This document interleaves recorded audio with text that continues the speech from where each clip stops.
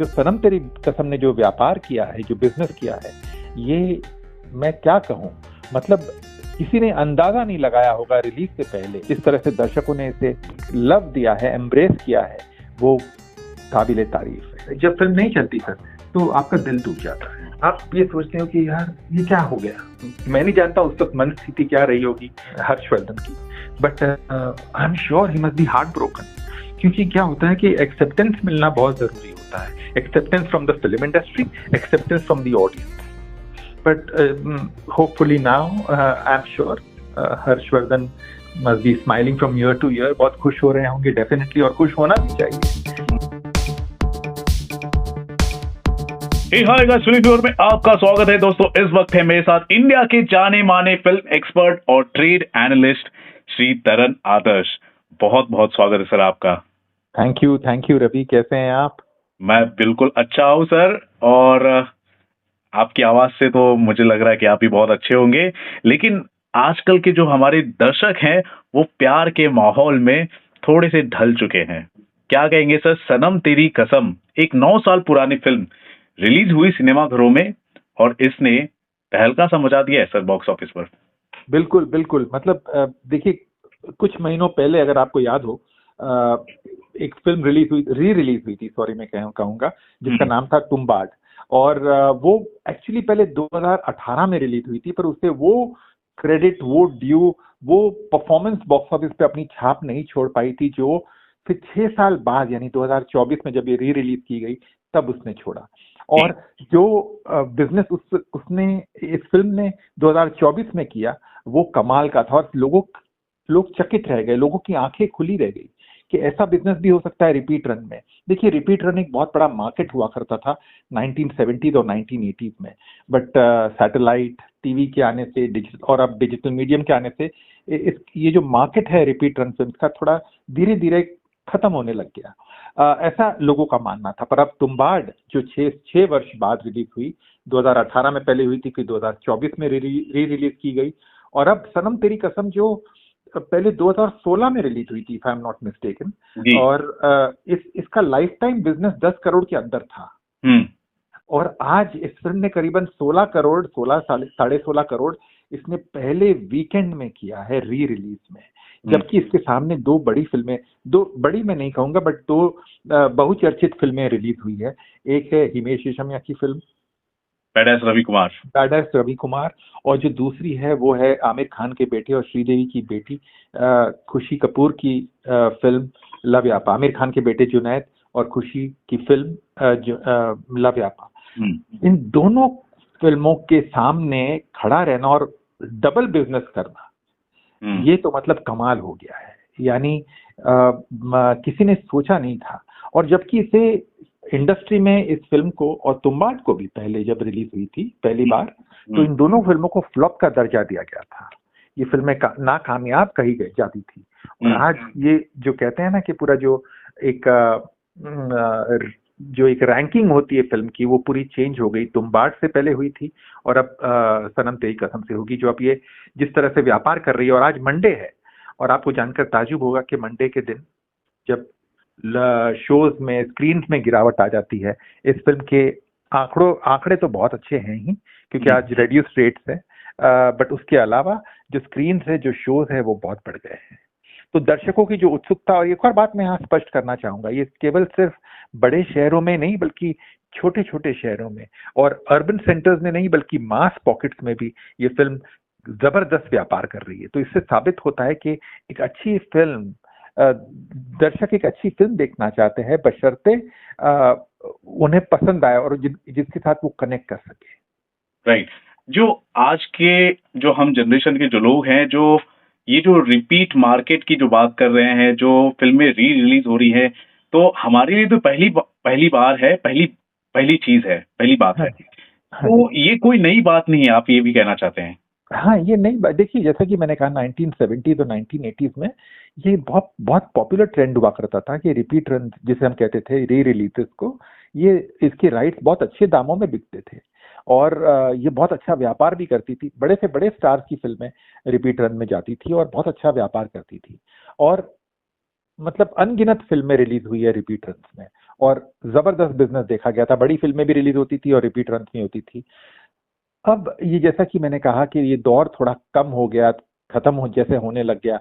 कुछ अभी धीरे धीरे फिल्में आनी शुरू हो गई, लैला मजनू, ये जवानी है दीवानी, रॉक स्टार, शायद कुछ नाम मैं भूल जाऊं तो आप प्लीज, वीर ज़ारा, वो बहुत सारी, जब भी बहुत सारी मेट। फिल्म आने लग गई है। हाँ। इनफैक्ट पद्मावत और बरेली की बर्फी भी पिछले हफ्ते रिलीज हुई सनम तेरी कसम के साथ में। बट जो सनम तेरी कसम ने जो व्यापार किया है, जो बिजनेस किया है, ये मैं क्या कहूं, मतलब किसी ने अंदाजा नहीं लगाया होगा रिलीज से पहले। और एक और बात यहाँ पर सोच गौर करने वाली बात यह है कि बिना किसी प्रमोशन के, मतलब ऑफ कोर्स प्रमोशन थोड़ा बहुत था सोशल मीडिया पे, उसके अलावा बिना किसी शोर शराबे के ये फिल्म ऐसे रिलीज की गई है, और जिस तरह से दर्शकों ने इसे कहते हैं ना कि एक लव दिया है, एम्ब्रेस किया है, वो काबिले तारीफ है। मतलब everywhere from east to west and from north to south ये फिल्म बहुत ही अच्छा बिजनेस कर रही है। और इसके बाद मुझे ऐसा लगता है इस फिल्म के बाद, तुम्बाड और सनम तेरी कसम के बाद, अब और नई पुरानी फिल्मों के लिए नए द्वार खुल जाएंगे, जो जिन्हें शायद अपने पहले रिलीज के दौरान उन्हें जो ड्यू नहीं मिला होगा, वो अब अगर रिपीट रन करेंगे तो शायद उन्हें वो ड्यू मिल जाए, और at the same time box office पे उन्हें सफलता हासिल हो। जी जी, फिलहाल तो इस फिल्म को ड्यूज मिल रहे हैं। काफी चर्चा चल रही है सर हर्षवर्धन रानी को लेकर। हाँ और इंदर का किरदार उन्होंने फिल्म में निभाया है। हाँ जी, और हाँ जी, एक पाकिस्तानी अदाकारा है मावरा, उनकी हाँ। भी काफी चर्चा चल रही है सर। देखिए मुझे अभी भी याद है, मैं जब ये फिल्म देख के निकला था, और मैंने एरोस के ऑफिस में देखी थी ये फिल्म। एरोस इंटरनेशनल के ऑफिस में उनका एक प्रीव्यू थिएटर था जहाँ पर मैंने फिल्म देखी थी। और मैंने निकलते ही मैंने हर्षवर्धन को फोन किया था, और मैंने उन्हें कहा था कि बहुत बहुत अच्छी अदाकारी है आपकी, और ये बात हर्षवर्धन को भी याद होगी, आई एम श्योर। और मैंने उस वक्त फोन किया था जब ये रिलीज के मेरे ख्याल से 3 या 4 दिन पहले की बात है, जब मैंने फिल्म 2016। देखी थी। हाँ, 2016 की बात कर रहा हूँ, रिलीज के 4 दिन पहले की बात है ये, 2016 में। जी। और 3-4 दिन पहले की बात है। और क्योंकि मुझे उनकी जो अदाकारी थी वो बहुत अच्छी लगी थी।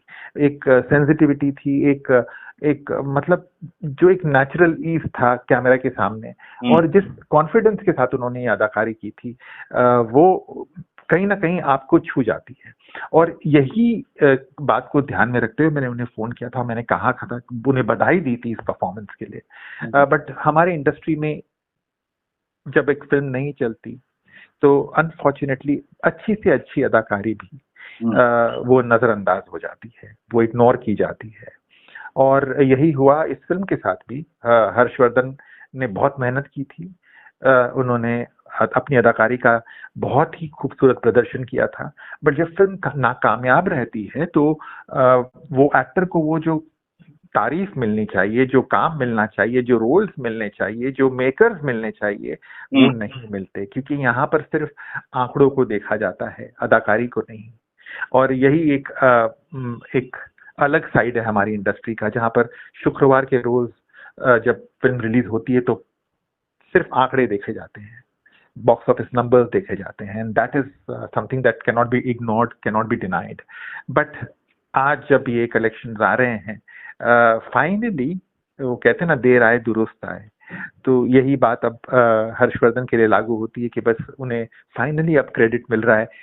जैसे कि हम डिस्कस कर रहे हैं, 2016 में ये फिल्म रिलीज हुई थी, 2025 में 9 साल बाद हर्षवर्धन को क्रेडिट मिल रहा है। और आई am sure he must be enjoying it. मेरी बात नहीं हुई उनसे अब तक, but I am sure he must be on top of the world. मतलब वो बहुत खुश हो रहे होंगे कि फाइनली जो मेहनत की थी उन्होंने 9 साल पहले, वो आज रंग लाई है। चलिए, ये बॉक्स ऑफिस पर अच्छा प्रदर्शन कर रही है। अब हर्षवर्धन को लेकर जो बातें हो रही हैं, क्या उनके करियर पर एक पॉजिटिव इम्पैक्ट पड़ सकता है सर? बिल्कुल बिल्कुल पॉजिटिव इम्पैक्ट पड़ सकता है, क्योंकि अब ये पूरी इंडस्ट्री नोटिस कर रही है। और पूरी इंडस्ट्री नोटिस इसलिए भी कर रही है क्योंकि जब बड़ी बड़ी फिल्में या उनके सामने जो फिल्में रिलीज हुई है वो वो व्यापार नहीं कर पा रही है, जो कि सनम तेरी कसम ने अपने रिपीट रन में किया है। तो जब ये कोई भी प्रोड्यूसर, जो कोई भी स्टूडियो, कोई भी डिस्ट्रीब्यूटर, कोई भी एग्जिबिटर जब देखते हैं, तो कहीं ना कहीं वो एक्सेप्टेंस है उस फिल्म के लिए, उस एक्टर के लिए। मैं नहीं कहता हूँ कि अब हर्षवर्धन के घर पे आई एम श्योर उनको बहुत सारे ऑफर्स आने शुरू भी हो गए होंगे, बट इंतजार रहेगा एक अच्छी फिल्म का, एक अच्छी मेकर के साथ में। हर्षवर्धन ने कई फिल्में की हैं इन बिटवीन, बट जैसा कि मैंने हमेशा कहा है कि जब आपकी फिल्में वो छाप नहीं छोड़ पाती टिकट खिड़की पर, तो आपकी अदाकारी, आपकी मेहनत, वो कहीं ना कहीं वो डाइल्यूट हो जाती है, नजरअंदाज हो जाती है। और यही हुआ है हर्षवर्धन के साथ। बट आई एम श्योर अभी जैसे कि एक शुक्रवार काफी है आपकी किस्मत बदलने के लिए हमारी इंडस्ट्री में, और यही हुआ है आज हर्षवर्धन के साथ, जब उनकी एक शुक्रवार, बेशक इसकी ये इनकी पुरानी फिल्म है, 9 साल पुरानी फिल्म है, बट जब वो आई है अब, और लोग नोटिस करेंगे, क्योंकि आज की तारीख में एक्टर्स की कमी महसूस हो रही है लोगों को। और अगर एक और नया मैं नहीं कहूंगा नया एक्टर, बट एक और एक्टर आ जाता है मैदान में चूज करने के लिए कि अभी हम इनको भी ले सकते हैं, एक ऑल्टरनेटिव मिल जाता है, तो why not. And he is got the screen presence, yes, but screen presence से ज्यादा he is got the talent. तो और अब कामयाबी भी आ गई है, तो बस इंतजार रहेगा उनकी अगली फिल्म अनाउंसमेंट का। जहां तक मैं जानता हूं, मेरी प्रोड्यूसर से बात हुई थी, वो सनम तेरी कसम पार्ट 2 भी बनाने वाले हैं। यस, आपने अपडेट भी दिया। हाँ जी, हाँ जी, ये उन्होंने मुझे कहा था, आज ही मेरी बात हुई थी दीपक मुकुट से, तो वो बना रहे हैं। बट लेट्स सी नाउ, अभी कब बनाते हैं और कब अनाउंसमेंट होती है, कब क्या स्टोरी लॉक हो गई है, नहीं लॉक हो गई है, या स्टारकास्ट क्या रहेगी। हर्षवर्धन तो रहेंगे शायद, और रहना भी चाहिए उन्हें, बट इसका जवाब दीपक मुकुट जी ही दे सकते हैं। सर, जब पुष्पा रिलीज हुई थी तो उस वक्त मैंने देखा था, हाँ जी, टिकट्स खिड़की पर लोग जा रहे थे, उन्हें टिकट्स नहीं मिल पा रही थी। और मैंने अपने करियर में पहली बार ये समा जो भी है फिनोमिना मैंने देखा था सर। अच्छा, यहाँ पर 9 साल पुरानी फिल्म रिलीज हुई है, लोगों ने कई बार इस फिल्म को देखा है, कई बार इनके गाने भी लोगों ने कई बार सुने हैं। हाँ जी, लेकिन इस बार थिएटर में जाकर देखना है। लोगों के यूट्यूब पर स्क्रीन पर थंबनेल दिख रहा है कि ये फिल्म है, पूरी फिल्म आप देख लीजिए। लोग कह रहे हैं कि नहीं, हम इस फिल्म को हम थिएटर में ही जाकर देखेंगे। एक लोगों के मन में कहीं ना कहीं एक इस फिल्म को लेकर एक अपनापन सा है मेरे ख्याल से, तभी लोग थिएटर में जा रहे हैं। हाँ जी, देखिए क्या होता है, एक over a period of time ना, एक कोई भी फिल्म एक उनका एक फैन बेस बन जाता है, कल्ट फॉलोइंग बन जाती है। और ये जो होती है ना, जो एक फॉलोइंग बन जाती है, या एक सडनली एक दर्शक वो फिल्म देखने की इच्छा रखते हैं। कई बार उन्होंने देखा होगा, आई एम श्योर अपने टीवी स्क्रीन पे देखा होगा, या कहीं और भी शायद थिएटर में भी पहले देखा होगा। But over a period of time ये फिल्म, ऐसी कई फिल्में होती है, जैसे कि मैं आपको एग्जांपल दूंगा, जैसे एक जमाने में जब शोले लगती थी, रिपीट रन की मैं बात कर रहा हूँ, या मेरा नाम जोकर लगती थी, तो वो हाउसफुल हो जाती थी, डॉन हाउसफुल हो जाती थी रिपीट रन में भी। क्यों? क्योंकि लोगों ने 10 बार देखी है। आज भी अगर मुझे आप कहें कि थिएटर में जाके शोले देखिए, तो मैं जरूर देखूंगा। इनफैक्ट जब 3D में फिल्म रिलीज हुई थी कुछ वर्ष पहले, काफी वर्ष पहले, शोले, तो मैं स्वयं थिएटर गया था फिल्म देखने के लिए। बचपन में तो कई बार देखी थी मिनरवा थिएटर में 70mm में, पर उसके बावजूद मुझे ऐसा लगा कि मुझे देखनी है फिल्म। और अब मैं सैटेलाइट चैनल पे भी देखी, आई मीन डिजिटल प्लेटफॉर्म पे भी देखी मैंने ये फिल्म रिसेंटली। तो कभी कभार वो दिल नहीं भरता, कई फिल्मों को देखकर आपका दिल नहीं भरता, और ऐसी कई फिल्में हैं। तो अगर कई दर्शकों को, काफी दर्शकों को, मैं नहीं कहूंगा कई दर्शकों को, काफी दर्शकों को ये महसूस हो रहा है कि उन्हें सनम तेरी कसम सिनेमा के बड़े पर्दे पे देखनी है, तो बहुत अच्छी बात है, बहुत बहुत अच्छी बात है। और सोचिए उन एग्जिबिटर्स के लिए जिनके जो हाउसफुल बोर्ड देखना चाहते हैं पुष्पा के बाद। पुष्पा ने तो बहुत अच्छा व्यापार किया, हाउसफुल बोर्ड लगा सर। हाँ जी, पर पुष्पा के बाद क्या, पुष्पा के बाद क्या, पुष्पा के बाद वैसे जो रिस्पांस मिलना चाहिए था बाकी फिल्मों को, वो नहीं मिला है। और मैं बात कर रहा हूँ बड़े शहरों की बात नहीं कर रहा हूँ, मैं बड़े शहरों के बाद की बात कर रहा हूँ, जो छोटे शहर होते हैं, मास पॉकेट्स होते हैं, जो मास सर्किट्स होते हैं, जैसे हम कहते हैं, वहां पर हाउसफुल बोर्ड दिखाई देना बहुत मुश्किल लगता होता है। और एक जमाने में होता था, पर अब नहीं होता। पर अब जब हाउसफुल बोर्ड देख रहा हूँ, कई एग्जिबिटर्स ने मुझे फोन करके कहा कि क्या हाउसफुल जा रही है पिक्चर, मजा आ गया। तो ये सोचिए कितनी खुशी की बात है कि एक, बेशक आप कहें कि 9 साल पुरानी फिल्में लोगों ने देख लिया है, लोगों ने यूट्यूब पे देखा है, लोगों ने यहाँ देखा है, वहां देखा है, हाउसफुल हो रहा है ना, that is all that matters. उसके अलावा और कुछ मायने नहीं रखता। बॉक्स ऑफिस पर सिक्कों की खनक से ज्यादा सुरीली आवाज हो ही नहीं सकती। और इससे एक बात भी साबित हो जाती है सर कि इस हाँ, तरह की फिल्मों के आगे ना पायरेसी भी घुटने टेक देती है। देखिए हमने कई बार देखा हुआ है और कई बार हमने महसूस किया हुआ है कि भाई अगर दर्शकों को देखनी है कोई फिल्म, और खासकर बड़े पर्दे पे देखने का एक अलग चार्म है, जब देखना है तो देखना है। और इसीलिए यही कारण है कि वो फिल्म को देखने जाएंगे और वो फिल्म को पेट्रोनाइज करेंगे, चाहे पायरेसी हो, चाहे कोई भी मीडिया वाले ने कोई गलत लिखा हो या नेगेटिव रिव्यू डाला हो, उन्हें कोई फर्क नहीं पड़ता। अगर उन्होंने ठान लिया है कि भाई हमें फिल्म देखनी है। और एक देखिए, आज जब आप जाते हैं एक फिल्म देखने, तो आप सोचते हैं अगर क्या मैं अपने परिवार के साथ फिल्म देख सकता हूँ, क्या मैं अनकंफर्टेबल तो नहीं होऊंगा, क्योंकि मेरे मन में ख्याल आता है, मैं ये सोचता हूँ कि मैं I don't want to feel uncomfortable while watching a film. और कई बार ऐसा होता है कि जब आप फिल्म देख रहे हैं और आप बोल रहे हैं, आप सोच रहे हैं अंदर कि ये मैंने क्या देख लिया, ये पर्दे पर क्यों दिखाया जा रहा है। बट कई फिल्में ऐसी होती है जो आप अपने परिवार सहित देख सकते हैं और बहुत अच्छा लगता है, बहुत आनंद महसूस होता है, दिल से खुशी होती है। और यही बात मैं कहूंगा कि इस फिल्म में अगर आप देखें, ठीक है ये कन्वेंशनल लव स्टोरी नहीं है, ये एक अलग किस्म की love story, I am sure आपने देखी है।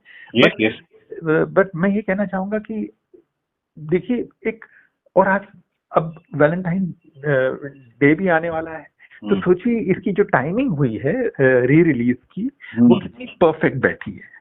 और एट द सेम टाइम दर्शकों को इस, कहते हैं ना कि एक उत्सुकता थी ये फिल्म को दोबारा देखने की। और इसके कलेक्शंस बोल रहे हैं आज।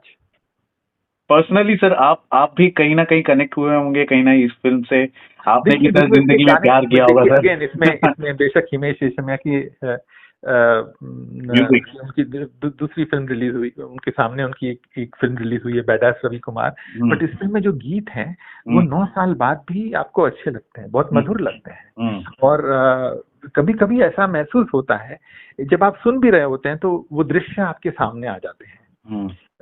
किसी भी फिल्म को, अगर कोई भी गाना अगर आपको, जो आपके पसंदीदा गाना हो, आप देख रहे हैं और अगर आपने वो फिल्म देखी है, तो आपके दिमाग में वो बात आ जाती है कि अरे इसमें ये विजुअल था गाने में। वो जो मीठी यादें हैं ना, वो सनम तेरी कसम के गीतों में भी मुझे मिली है।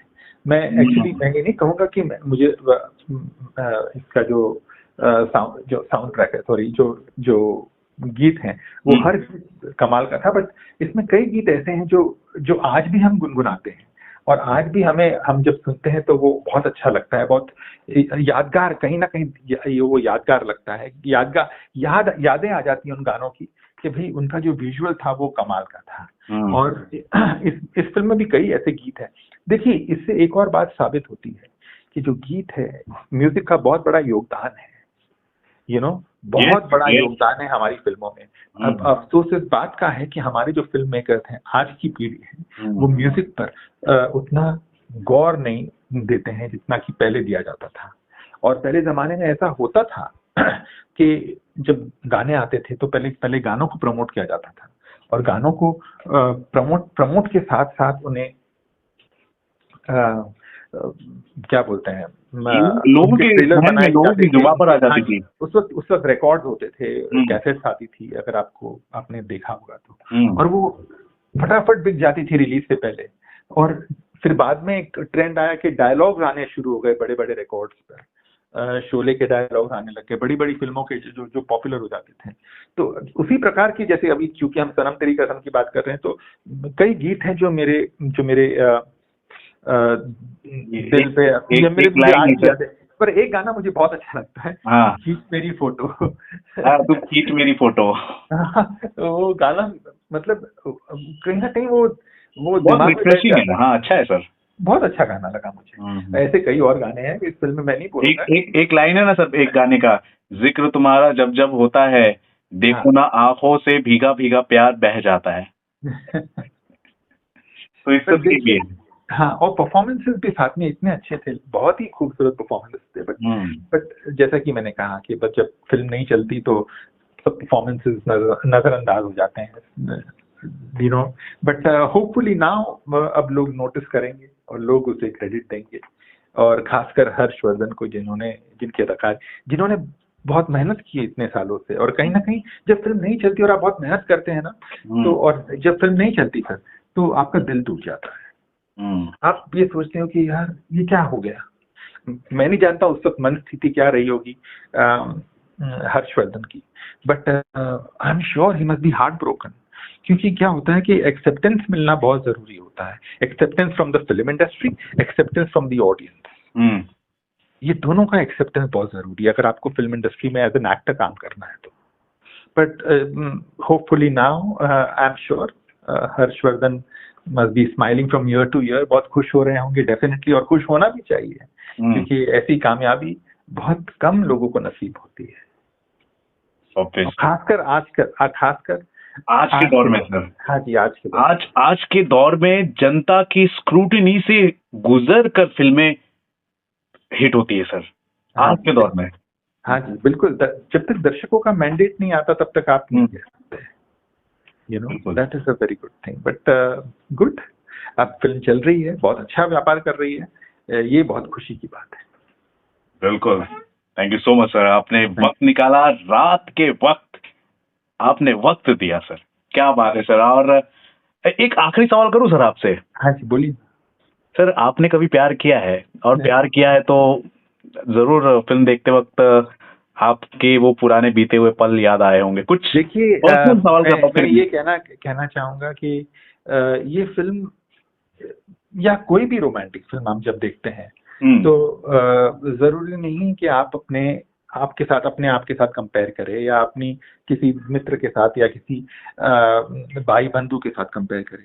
बट हम्म। मैं ये कहना जरूर चाहूंगा कि कुछ मोमेंट्स ऐसे होते हैं हम्म। किसी भी रोमांटिक फिल्म में भी, या किसी भी इमोशनल फिल्म में भी। मुझे पारिवारिक फिल्में बहुत अच्छी लगती है। मुझे राष्ट्रीय की कई फिल्में, जो पारिवारिक फिल्में रही हैं, हम्म। मुझे बहुत अच्छी लगी है। हम्म। उसके पीछे क्यों? क्योंकि कहीं ना कहीं आप एक परिवार से जुड़े होते हैं, और कहीं ना कुछ ऐसे मोमेंट्स होते हैं जो आपको अपने परिवार की याद दिला देते हैं। ठीक उसी तरह जब कोई रोमांटिक मोमेंट्स आप देखते हैं किसी फिल्म में, तो मैं नहीं कहूंगा कि you draw parallels with your life. आप अपनी जिंदगी के साथ कंपेयर नहीं कर, मैं तो नहीं करता, बट मैं इतना जरूर कहूंगा कि वो जो कुछ दृश्य बहुत आपके दिल में आपके दिल को छू जाते हैं, हम्म। और बहुत अच्छा लगता है। और वो कहीं ना कहीं आपके लिए वो बेशक फिल्में आपकी चली जाती हैं, आपको शायद उनकी कहानी याद हो ना हो, बट उनके जो कुछ दृश्य हैं, कुछ पल हैं, कुछ मोमेंट्स हैं, वो आपके दिल में रह जाते हैं। और इस फिल्म में भी था, और इसके अलावा कई और फिल्मों में भी अगर आप देखेंगे, तो आपको महसूस होगा कि जैसे कि मुगले आजम में जो रोमांस था सलीम और अनारकली का, हम्म। या फॉर दैट मैटर ऐसी कई और अनगिनत फिल्में हैं, वो आज भी लोग जब देखते हैं तो बहुत खुश होते हैं। आज भी देखते हैं तो दिल को छू जाती है। आज भी देखते हैं तो एक उन कैरेक्टर्स के लिए प्यार आता है। तो ये हर हर सिनेमा प्रेमी के लिए ये एहसास, मुझे ऐसा लगता है, होता होगा। वाह वाह सर, मैंने बहुत ही ट्रिकी वे में आपसे ये पर्सनल सवाल करने की कोशिश की, लेकिन आपने बड़ी ही सरलता से और बहुत ही अच्छे तरीके से आपने इसका जवाब दिया। Thank you so much sir. आपने सनम तेरी कसम के बॉक्स ऑफिस सक्सेस को लेकर आपने अपनी राय रखी है। सो गाइस, आपने सुना तरण आदर्श का क्या मानना है इस फिल्म के बॉक्स ऑफिस सक्सेस को लेकर, और क्यों हमारी जनता आज के दौर में भी 9 साल पुरानी इस फिल्म को क्यों इतना सराह रही है, क्यों इतना प्यार मिल रहा है। सारी बातें आपने सुनी है। आपका क्या मानना है इस पूरे कन्वर्सेशन को लेकर, जरूर बताएं दोस्तों हमारे कमेंट सेक्शन पर। देखते रहे आप अपना channel Filmi Fever. This is Ravi Gupta signing off. Thank you sir. Thank you so much. Thank you sir. Done.